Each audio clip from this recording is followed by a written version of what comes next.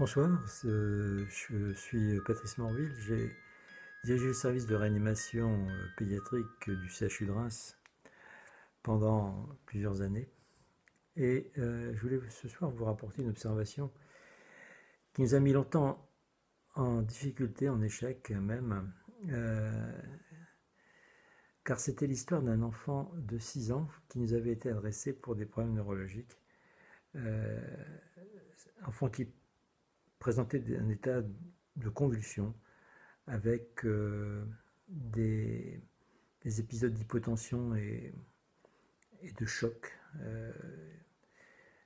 à répétition. Et donc cet enfant a été hospitalisé pendant plusieurs semaines, plusieurs mois même, sans qu'on ne trouve la solution de cette affaire. Il était étonnant de voir que on arrivait à stabiliser la situation, mais régulièrement,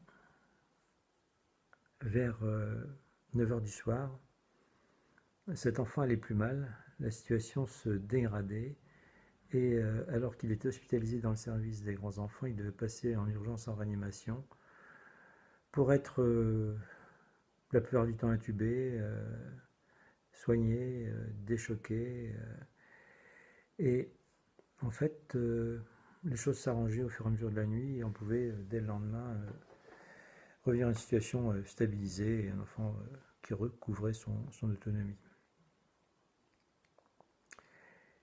Et ça a duré des mois et des mois sans qu'on ne puisse trouver, malgré tous les examens, les prélèvements, les bilans neuroradiologiques,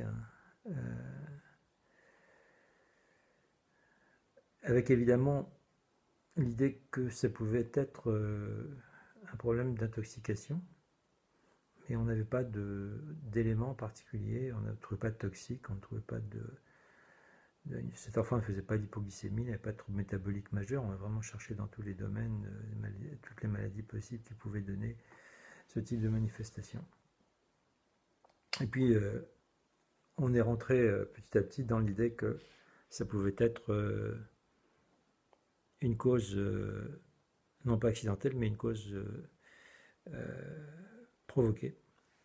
Et manifestement, on s'est petit à petit rendu compte que les choses étaient souvent associées aux visites de la mère.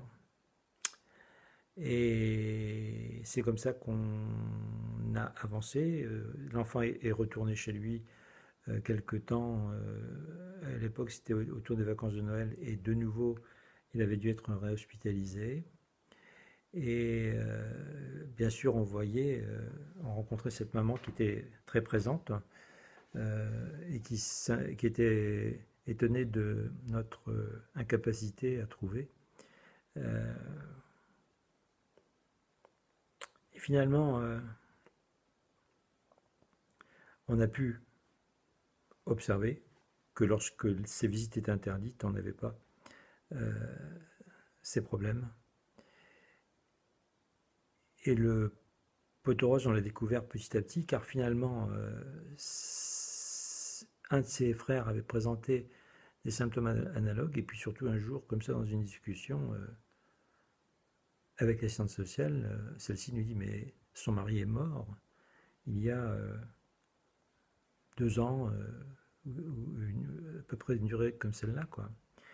Et en fait, cette mère venait à l'hôpital, offrait à son enfant des éclairs en chocolat, éclairs dans lesquels elle mettait, je ne sais plus quelle substance, mais c'était une substance qui...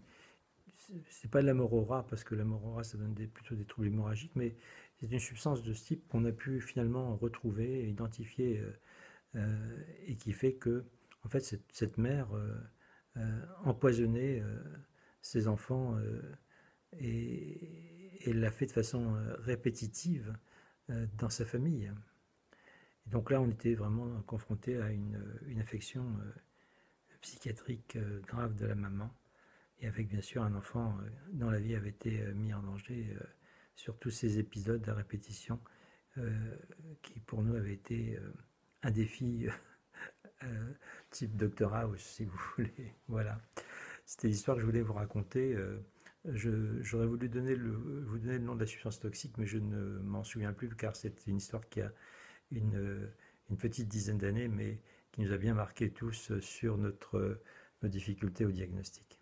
Bonne soirée, et j'espère que cela vous aidera à évoquer le syndrome de Munchausen qui se présente sous bien d'autres formes, notamment à cause de l'insuline, mais aussi sous des formes de maladies de peau avec des injections que peuvent faire les mères et ou avec des tas de symptômes décrits dans toute leur banalité, à type de vomissement, de diarrhée ou autre, mais qui de façon beaucoup plus grave peuvent être des convulsions, notamment sur des sévices plus sévères à type d'étouffement.